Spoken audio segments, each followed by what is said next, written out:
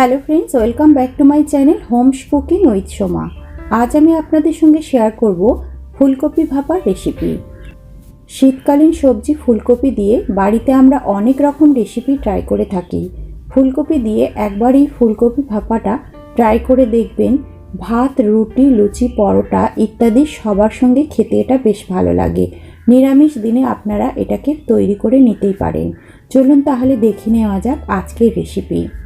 ফুলকপি ভাপা তৈরি করার জন্য আমি একটা মাঝারি সাইজের ফুলকপি ছোট ছোট ডুমো ডুমো টুকরো করে কেটে নিয়েছি। আর ফুলকপির পেছনের যে শক্ত ডাঁটিটা সেটা একটু বেশি করে বাদ দিয়ে দিয়েছি। এখন একটা পাত্রে ফুটন্ত জলের মধ্যে আমি দিয়ে দিলাম 1 চামচ নুন। গ্যাসের ফ্লেমটাকে অফ করে এই টুকরো করে কেটে রাখা ফুলকপিগুলো এর মধ্যে দিয়ে দিলাম। তারপর এটাকে ঢেকে 5 মিনিট রেস্টের জন্য রেখে দিলাম। এই ফাঁকে আমি তৈরি করে নেব একটা মশলা।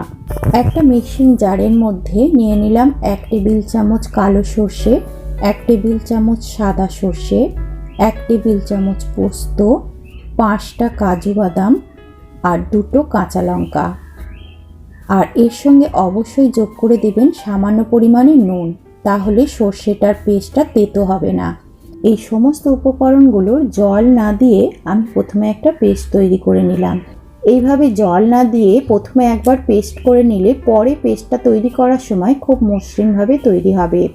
এখন এর মধ্যে জল না দিয়ে আমি দিয়ে দিচ্ছি 3 টেবিল চামচ টক দই। এই টক দইটা দেবার পর যদি প্রয়োজন হয় তাহলে অল্প পরিমাণে জল দিয়ে একটু মিহি করে পেস্টটাকে তৈরি করে নিতে হবে। পেস্টটা তৈরি করে আমি 15 থেকে 20 মিনিট রেস্টে রেখে দেব। তাতে সর্ষের যে পেস্টটা একেবারেই তিতভাব থাকবে না। 5 মিনিট পর ফুলকপির ঢাকাটাকে আমি খুলে নিলাম। দেখুন ফুলকপির কালারগুলো কিন্তু অনেকটাই চেঞ্জ হয়ে গেছে।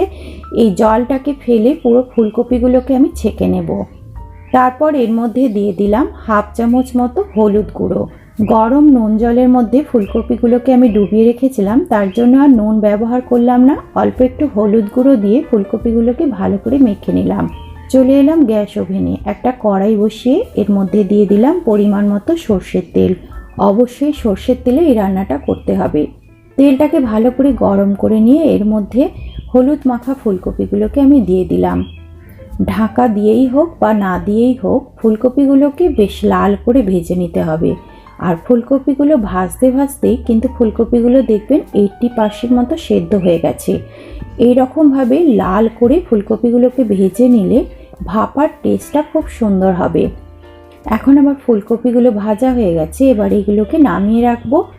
চলে এলাম ফুলকপি ম্যারিনেট করার পদ্ধতিতে। একটা মিক্সিং বোল নিয়ে এর মধ্যে তৈরি করে রাখা সর্ষের পেস্টটা ঢেলে দিলাম। এর মধ্যে কালারের জন্য দিয়ে দিলাম 1/2 চামচ হলুদ গুঁড়ো আর 1/2 চামচ কাশ্মীরি লঙ্কার গুঁড়ো।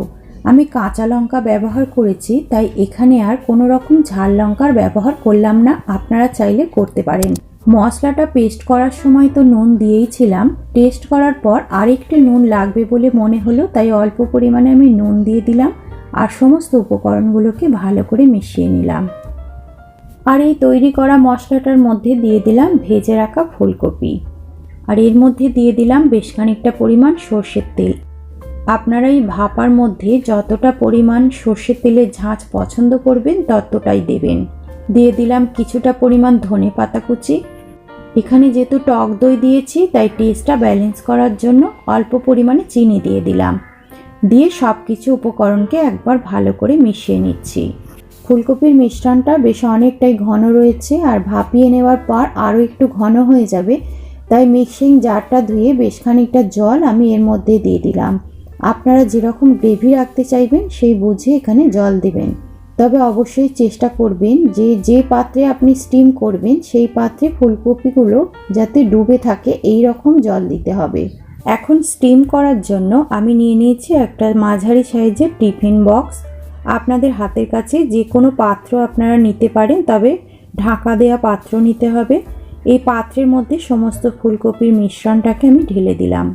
গ্রেভির মধ্যে সমস্ত ফুলকপিগুলো ভালো করে ডুবিয়ে দিয়ে ফ্লেভারের জন্য ওপর থেকে দিয়ে দিচ্ছি বেশ কিছুটা পরিমাণ ফ্রেশ ধনেপাতা কুচি, আর দিয়ে দিলাম 4টে চেরা কাঁচা লঙ্কা, আর ওপর থেকে 1/2 চামচ মতো কাঁচা সর্ষের তেল। পাত্রটাকে বেশ ভালো করে চেপে ঢাকা দিয়ে দিতে হবে। চলে এলাম স্টিম করার পদ্ধতিতে। একটা পাত্রের মধ্যে বেশ কিছুটা পরিমাণ জল দিয়ে একটা স্ট্যান্ড আমি রেখে দিয়েছি। এর মধ্যে টিফিন বক্সটাকে বসিয়ে দিতে হবে, আর খেয়াল রাখতে হবে জলটা যেন টিফিন বক্সটাকে স্পর্শ করে থাকে। এর থেকে বেশি জল দেওয়ার কোনো প্রয়োজন নেই। তারপর এটাকে ঢেকে মিডিয়াম ফ্লেমে মিনিট 15 মতো স্টিম করে নিলে তৈরি হয়ে যাবে ফুলকপির ভাপা। ফিরে এলাম 15 মিনিট পর। গ্যাসটাকে অফ করে দিলাম। এই পর্যায়ে তো টিফিন বক্সটা তোলা যাবে না, এটাকে ঠান্ডা হওয়া পর্যন্ত আমাকে অপেক্ষা করতে হবে। টিফিন বক্সটাকে ঠান্ডা করে নিয়ে আপনাদের কাছে ফিরে এলাম। ঢাকাটা খুলে নিলাম। দেখুন কতটা সুন্দর কালার হয়েছে, আর গ্রেভিটাও খুব সুন্দর হয়েছিল। ফুলকপিগুলো খুব সুন্দরভাবে সেদ্ধও হয়ে গেছে। এইভাবে একবার ফুলকপির ভাপা তৈরি করে বাড়িতে গরম ভাতের সঙ্গে পরিবেশন করুন। আশা করছি আপনাদের বাড়ির সবাইরই ভালো লাগবে। আজকে আমার রেসিপি যদি আপনাদের ভালো লেগে থাকে তাহলে রিকোয়েস্ট রইল চ্যানেলটিকে সাবস্ক্রাইব করে আমার পাশে থাকার জন্য। পাশে থাকা বেল আইকনটা অল করে দেবেন পরবর্তী ভিডিও নোটিফিকেশান পাওয়ার জন্য। আর আপনি যদি ভিডিওটি ফেসবুক পেজ থেকে দেখে থাকেন তাহলে রিকোয়েস্ট রইল পেজটি ফলো করার জন্য। এতক্ষণ সঙ্গে থাকার জন্য আমার সকল বন্ধুদের অসংখ্য ধন্যবাদ।